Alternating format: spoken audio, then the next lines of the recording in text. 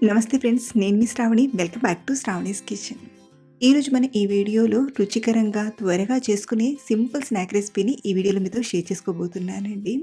సాయంత్రం పూట మంచి రుచిగా త్వరగా చేసుకొని టేస్టీగా తినాలనుకున్నప్పుడు ఇంట్లో ఉండే పొటాటోతో ఇలా ట్రై చేసి చూడండి. చాలా టేస్టీగా వేడి వేడిగా తినేయచ్చు. మరి ఆలస్యం చేయకుండా పచ్చి బంగాళాదుంపతో ఈజీగా చేసుకుని ఈ స్నాక్ రెసిపీని ఎలా చేయాలో ఇప్పుడు చూద్దాం రండి. ముందుగా పొటాటోస్‌ని బాగా కడిగి పైనున్న పొట్టును పీల్ ఆఫ్ చేసి తీసుకోండి. ఇక్కడ నేను తీసుకున్న బంగాళాదుంపల సైజ్ అనేది కొంచెం చిన్నగా ఉన్నాయి కాబట్టి 3 తీసుకున్నాను. అది కొంచెం మీడియం సైజులో ఉంటే 2 తీసుకొనైనా చేయొచ్చు.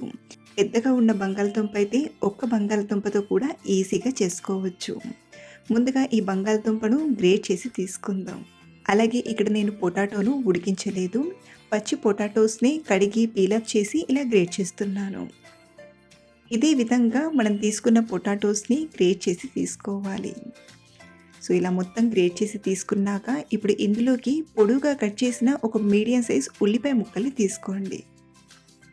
అలాగే సన్నగా తరిగిన 1, 2 పచ్చిమిరపకాయ ముక్కల్ని, 1 టీ స్పూన్ అల్లం వెల్లుల్లి పేస్ట్‌ని, సన్నగా కట్ చేసిన కొంచెం కరివేపాకును, అలాగే ఒక పిడికెడంతా కొత్తిమీర ఆకును తీసుకుంటున్నాను. మనం ఈ ప్లేస్‌లో కొత్తిమీరాకునైనా వాడచ్చు. లేదా ఇంట్లో పాలకూరాకు, తోటకూరాకు ఉంటే సన్నగా తరిగైనా ఇందులోకి తీసుకోవచ్చు.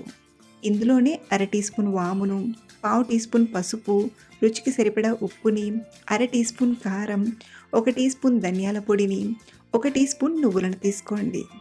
ఇందులో నువ్వుల టేస్ట్ చాలా బాగుంటుంది కాబట్టి మిస్ అవ్వకుండా యాడ్ చేయండి. ఇప్పుడు ఇందులోకి బైండింగ్ కోసం ఒక ముప్పావు కప్పు బియ్యపిండిని తీసుకోండి. ఇక్కడ నేను బియ్యపిండితో చేస్తున్నానండి.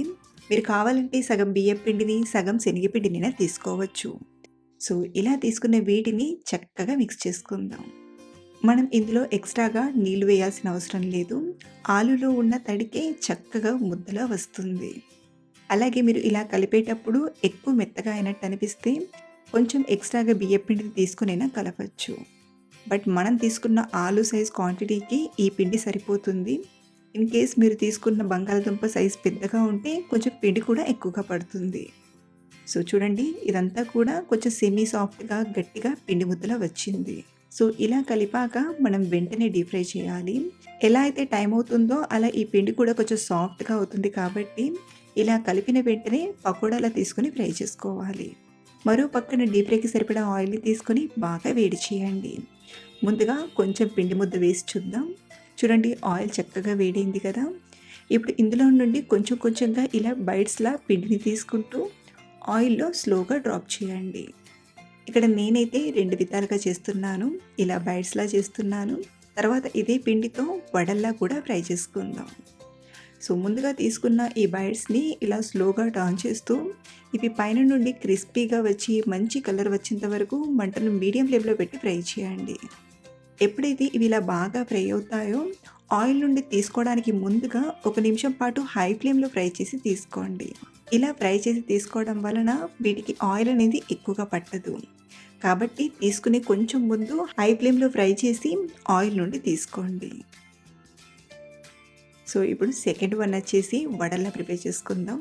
మనం కలిపిన పిండిని నిమ్మకాయ సైజ్ అంతా తీసుకొని ఇలా వడ షేప్‌లో చేసి ఆయిల్‌లో డ్రాప్ చేయడమే.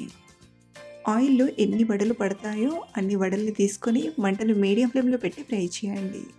ఇలా మనం సాయంత్రం పూటైనా లేదా నోటికి రుచిగా వేడివేడిగా తినాలనిపించినప్పుడు క్విక్‌గా ఇలా ఒక 10, 15 నిమిషాల్లో చేసుకొని కమ్మగా తినేయొచ్చు. ఇవి కూడా ఇలా బాగా ఫ్రై అయ్యి క్రిస్పీగా వచ్చాక ఆయిల్ నుండి తీసుకోవడమే. మీరు కూడా ఓసారి ఈ విధంగా ఇంట్లో ఉండే ఆలుతో తప్పకుండా ట్రై చేయండి. చాలా టేస్టీగా బాగా ఇష్టపడతారు. అలాగే మీరు ట్రై చేశాక మీకు ఎలా వచ్చాయో కింద కామెంట్‌లో చెప్పడం మర్చిపోవద్దు. మరిన్ని టేస్టీ అండ్ సింపుల్ రెసిపీస్ కోసం మన ఛానల్‌ని ఫాలో అవ్వండి. Thanks for watching.